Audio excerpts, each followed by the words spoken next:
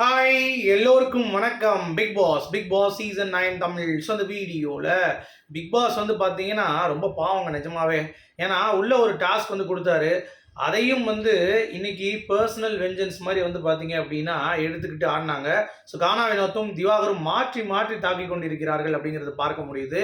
So ரெண்டு பேருமே இந்த ஷோ விட்டு வெளியே அனுப்புனா நல்லாயிருக்கும் அப்படின்ற மாதிரி தோணுது. ஏன்னா ரெண்டு பேருடைய வார்த்தையும் ரொம்ப கடுஞ்சொற்களாக இருக்கிறது. இவர் வந்து ராயபுரத்து காக்கான்றாரு, அவர் என்னதான் வேற ஏதோ ஒன்று பேசிட்டு இருக்காரு. இந்த மாதிரி அர்த்தமற்ற விமர்சனங்கள் தாக்கிட்டே இருக்காங்க. இது அரசவை அப்படின்றதை தாண்டி பர்சனல் வெஞ்சன்ஸாக நிறைய விஷயங்கள் போயிட்டு இருக்கு அப்படிங்கிறது பார்க்க முடியுது. அது வந்து நிஜமாவே கண்டிக்க தகுந்த ஒரு விஷயம் தான். அது மட்டும் இல்லாமல் அரோரா கிட்ட போய் பேசிட்டு இருக்கும்போது வியானாட்ட பேசிட்டு இருக்கும்போது அரோரா சொல்றாங்க, இந்த மாதிரி சின்ன வீடுன்னு சொல்லிட்டாரு நம்ம திவ்யாவினோடனே அது ஒரு கலகலப்பாச்சு. ஸோ இந்த மாதிரி இப்படி ஒரு வெஞ்சன்ஸ் வச்சோ இல்லை கேடு கட்டத்தனமோ ஒரு ஆட்டம் ஆடுறதுக்கு பிக் பாஸ் வந்து பார்த்தீங்கன்னா அதை நிப்பாட்டிட்டார்.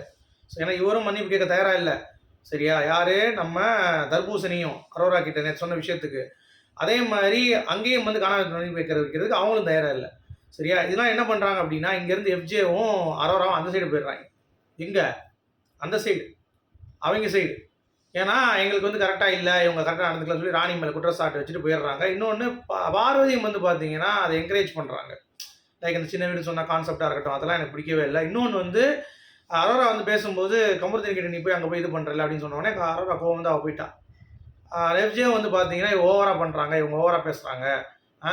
பெண்ணாச்சின்றீங்க, ஒரு பெண்ணை கையை பிடிச்சிருக்கிறாரு அப்படின்னு திவாகர் எதுவும் கேட்க மாட்டேங்குன்னு சொல்லி திவாகருக்கும் அவருக்கும் நடந்த காலில் ஒரு பிரச்சனை நடந்துச்சு, அந்த கொரட்டை சண்டை, யாரை கொரட்டை விட்டதுன்ட்டு. அப்புறம் இவர் சொல்லி அவனை சொல்ல அப்படியே அந்த வெஞ்சன்ஸ் வந்து போயிட்டே இருக்கு. அதுக்கடுத்து வந்து பார்த்தீங்கன்னா இப்போ வந்து நிப்பாட்டிட்டு பிக் பாஸ் பார்த்தாரு, இவங்க விட்டா பர்சனல் தான் ஆடிட்டு இருப்பாங்கன்னு சொல்லிட்டு எஃப்ஜே வர அந்த சைடு போயிட்டாங்க, வேற இங்கேருந்து அந்த சைடு போயிட்டாங்க. அதனால ஒரு பிரச்சனை ஆயிடுச்சு. சரியா? இப்போ டாஸ்க் ஒன்று கொடுத்துருக்காரு கானா ராஜ்யமும் அப்புறம் வந்து நம்ம தர்பூசணி ராஜ்யத்துக்கும் போட்டி. சரி, அதில் வந்து கல்லை கட்டுறது வந்து கனியும் சுபிக்ஷாவும், பாதுகாவது வந்து நம்ம சபரியும் நம்ம தர்பூசணியும். சரியா? ஸோ இவங்க எப்படி பண்ணுறாங்க, யார் ஜெயிக்க வைக்கிறாங்க அப்படிங்கிறதை ஒரு பக்கம் வந்து போயிட்டு இருக்கு. அதில் வந்து பார்த்தீங்கன்னா கானா சாம்ராஜ்யம் வந்து தோற்றுக்கும் போல தெரியுது. ரீமேட்ச் கேட்டிருக்காங்க நம்ம பார்வதி. சரி, அதுதான் இந்த ப்ரொமோவில் வந்திருக்கு, ஹாட்ஸ்டார் ப்ரொமோவில். அப்போ வந்து அதெல்லாம் கொடுக்க முடியாது, கரெக்டாக தான் பண்ணியிருக்கான்னு சொல்லி விக்ரம் சப்போர்ட்டிவாக அங்கே வந்தோடனே பார்வதி தொப்பி ஆகி போச்சு.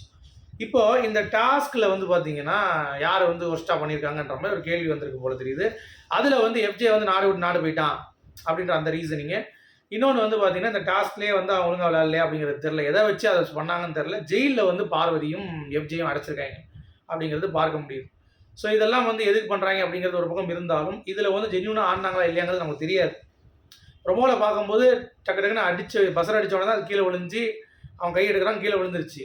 அதுக்கடுத்து இவங்க திருப்பி அடிக்கிறாங்க. ஸோ அது வந்து ரூல் பிரேக்குள்ளே வருமா வராதா அப்படிங்கிறத நம்ம பார்த்து தான் கண்டுபிடிக்க முடியும். ஸோ இப்போ தான் அதற்கான ஒரு போட்டியே வந்து நடக்குது அப்படிங்கிறது பார்க்க முடியுது. ஸோ அதை வச்சு நம்மளால் வந்து எதுவும் சொல்ல முடியாது. இன்னொன்று நீங்கள் கவனிச்சிங்கன்னா இதில் எல்லாருமே பர்சனல் வெஞ்சன்ஸ் தான் இந்த டாஸ்கில் வந்து இருக்குது அப்படிங்கிறது எத்தனை பேர் நோட் பண்ணுறீங்க? Full and full personal vengeance. So இப்படி விளையாடும்போது நமக்கு எப்படி தோணுதுன்னா யாருமே இங்கே தகுதி இல்லை அப்படின்ற மாதிரி இருக்குது இந்த டைட்டிலுக்கு. சும்மா ஏதோ சந்தக்கடை மாதிரி வந்து விளையாண்டுருக்கானுங்க அப்படிங்கிறது பார்க்க முடியுது. ஸோ அதுதான் கொஞ்சம் எனக்கு ஒரு ஃபீல் வந்து கொடுக்குது அப்படிங்கிறது தான். சரியா? சரி, இப்போ என்ன இஷ்யூ அப்படின்னு சொல்லி கேட்டிங்கன்னா பார்வதி ஒரு ஹாட்ஸ்டாரில் ஒரு ப்ரொமோ வந்து ரிலீஸ் ஆயிருக்கு. அதை நம்ம பார்த்துட்டு அதுக்கடுத்து நம்ம முடிவு பண்ணுவோம் என்ன அப்படின்னு சொல்லினா அப்போ தான் வந்து நமக்கு தெரியும் அது என்ன நடந்திருக்கு அப்படின்னு சொல்லிட்டு. ஓகேவா? அதாவது சரியாக பண்ணல, இந்த போட்டி சரியாக நடக்கலை அப்படின்ற மாதிரி பார்வதின்னு சொல்கிறாங்க. ஓகே, ஸோ அதுக்கு என்னென்ன பதில் வந்து கொடுக்குறாங்க அப்படிங்கிறது தான் இந்த ப்ரொமோவுடைய சாராம்சம். அதை தான் இப்போ நம்ம வந்து பார்க்க போகிறோம். ஓகே, அதுக்கு முன்னாடி பார்வதி எஃப்ஜே எப்படி ஜெயிலுக்கு போனாங்க, ஒருவேளை இந்த டாஸ்கில் யாரும் ஒழுங்காக பண்ணல அப்படின்றதுக்கு சிறை பிடிச்சாங்களா? ஏன்னா ட்ரெஸ் எல்லாம் வந்து கழட்டி முடிச்சுட்டாங்க. எதுவுமே வந்து அந்த ஆடையெல்லாம் வந்து என்ன சொல்கிறது, ராஜா ஆடை இதெல்லாம் வந்து எதுவும் போடல, நார்மல் ட்ரெஸ்ஸில் தான் இருக்காங்க. ஓகேவா? அப்போது இந்த ரேங்கிங் டாஸ்கில் யாருக்கும், ரேங்கிங் டாஸ்க்லேருந்து நான் சொன்ன மாதிரி ஏற்கனவே ஒரு வீடியோ போட்டிருந்தேன், பார்வதி வெளியேறிட்டாங்க அப்படின்ற மாதிரி. ஸோ எஃப்ஜேவும் வந்து அவனுக்கு வந்து விருப்பம் இல்லை போல், அதனால் வெளியேறிட்டாங்க. ஸோ அவங்க 3 பேர், கனி, விக்ரம் மற்றும் இன்னொருத்தன் யார், அமித். கனி, விக்ரம், அமித், இந்த 3 பேரும் சேர்ந்து பார்வதி எஃப்ஜேவும் ஜெயிலில் போட்டாங்க போல தெரியுது. ஏன்னா ரேங்கிங் டாஸ்கில் அவங்க நிற்கலை அப்படின்னு சொல்லிட்டு வெளியேறதுனால அதனால் போட்டாங்க. நாளைக்கு தான் பெஸ்ட் ஒர்ஸ்ட் வரும்னு நினைக்கிறேன், இன்றைக்கி பெஸ்ட் ஒர்ஸ்ட் கிடையாது. ஸோ ஜெயிலுக்கு அதற்கான ரீசனிங் இருக்காதுன்னு எனக்கு தோணுது. ஓகே, பார்வதி உங்களுக்கு போனது. இப்போ இதில் வந்து நம்ம பார்த்துருவோம் அந்த ப்ரொமோவில். மற்றபடி ஒன்றுமே இல்லைங்க, ஒர்ஸ்ட்டுங்க. அதாவது திருப்பி வந்து விளையாடணும், எங்களுக்கு ரொம்ப இதாக இருக்குது அப்படின்னு சொன்ன உடனே எங்களுக்கு தப்பாக இருக்குது அப்படின்னு சொல்லிட்டாங்க, தப்பாக ஆடிருக்காங்க அப்படின்ட்டு. நாங்கள் சொல்லலை நீ அப்படின்னு சொல்லி சொல்கிறாரு. ஏன்னா இவர் வந்து நடுவர், அதனால் எனக்கு வந்து பிரச்சனை இல்லை அப்படின்னோடனே எல்லாம் கை தட்டுறாங்க. நான் அப்படி தான் சொல்லுவேன், எனக்கு என்ன அப்படின்ற மாதிரி திருப்பி பாரதி சொல்கிறாங்க. அப்போ குரூப்பாக வந்து சேர்ந்து நீங்கள் ஒரு ஆடுறீங்க அதெல்லாம் வந்து முடியாது அப்படின்ற மாதிரி பார்வதி சொல்ல, நான் நடுநிலையாகத்தான் சொல்கிறேன் அப்படின்னு சொல்லிட்டு விக்ரம் வந்து செருப்பு கழட்டி அடிச்சிருக்கேன் அப்படிங்கிறது பார்க்க முடியுது. ஸோ எப்புட்றா விக்ரம் வேற லெவல் பண்ணுறே அப்படின்ற மாதிரி இருக்குது. விக்ரம் இந்த வாரம் ஓட்டை ஏற்றிடுவானோ? பார்வதி ஒரு ரியாக்ஷன் கொடுக்குறாங்க. தேவையற்றது. நடுநிலை எப்படி ஆத்துறீங்க பார்ப்போம் சொல்லி ஒரு பாடி லாங்குவேஜ் பண்ணுறாங்க. உடனே பிக் பாஸ் வந்து பார்த்தீங்கன்னா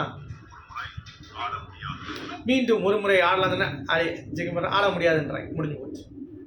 அப்போ இதுலேயும் பார்வதி மொக்க ரேங்கிங் டாஸ்க்லேயும் வந்து ஏதோ பேசி மொக்க வாங்கிட்டாங்க. ஆக மொத்தம் ஜெயிலில் வந்து போட்டாங்க அப்படிங்கிறது பார்க்க முடியுது. உங்களுடைய கருத்துக்கள் சொல்லுங்கள். மீண்டும் சந்திப்போம்.